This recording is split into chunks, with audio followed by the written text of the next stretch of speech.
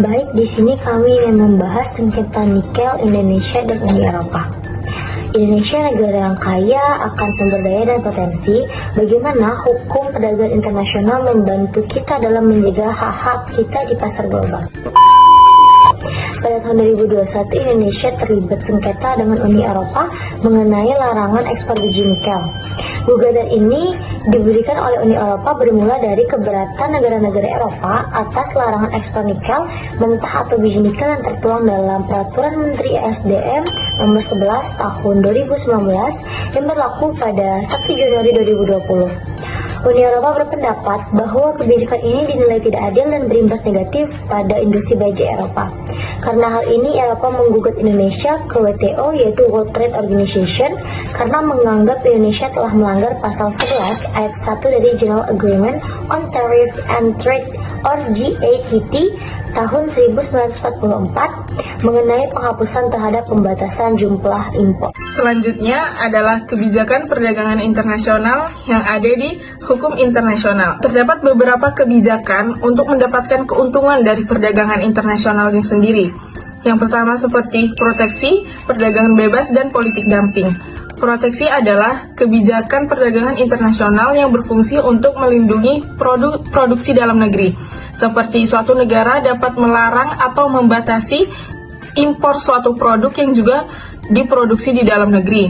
Selanjutnya adalah kebijakan yang digunakan untuk mengatasi hambatan-hambatan dalam perdagangan internasional yang dikenal sebagai kebijakan perdagangan bebas. Dalam kebijakan ini, harga ditetapkan secara bebas dan hanya berlaku untuk negara anggota yang tergabung dalam kelompok perdagangan bebas tersebut. Selain itu, terdapat kebijakan politik dumping yang bertujuan untuk meningkatkan daya saing dengan memperluas pasar dengan menjual barang produksi menggunakan harga yang lebih rendah di luar negeri. Di sini saya akan menjelaskan tentang relevansi yang digunakan dalam sengketa nikel antara Indonesia dan Uni Eropa.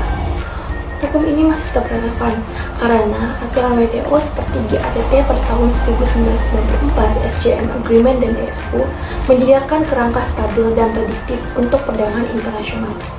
Mekanisme sengketa WTO efektif memberikan panduan jelas dan membantu negara anggota menyelesaikan kebijakan mereka. Hukum perdagangan internasional juga terus berkembang untuk menangani isu-isu baru, memastikan fleksibilitas, dan melindungi kepentingan nasional. Mekanisme TPRSM meningkatkan transparansi dan kepatuhan, sementara keputusan sengketa ini memberikan preseden penting untuk memperkuat aturan dan kasus serupa di masa depan. Baik, selanjutnya saya akan membacakan kesimpulan.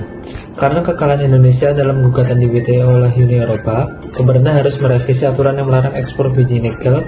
Selain itu, membayar ganti rugi kepada Uni Eropa dalam hal tuntutan ganti rugi dan dikabulkan sesuai rekomendasi panel WTO. Dengan memahami kasus ini, kita semua dapat mempelajari pentingnya kepatuhan terhadap aturan perdagangan internasional dan bagaimana hal ini dapat mempengaruhi stabilitas ekonomi global. Yang terakhir adalah penutup. Sengketa nikel antara Indonesia dan Uni Eropa menggambarkan kompleksitas dalam penegakan hukum perdagangan internasional. Keputusan WTO menjadi tonggak penting dalam menunjukkan pentingnya kepatuhan terhadap aturan global untuk menjaga stabilitas ekonomi dan perdamaian antar bangsa. Memahami dan menghormati kerangka hukum perdagangan internasional adalah kunci untuk menciptakan lingkungan perdagangan yang adil dan berkelanjutan bagi semua negara. Mari kita bersama-sama memperjuangkan perdagangan internasional yang transparan, adil, dan bermanfaat bagi seluruh masyarakat global.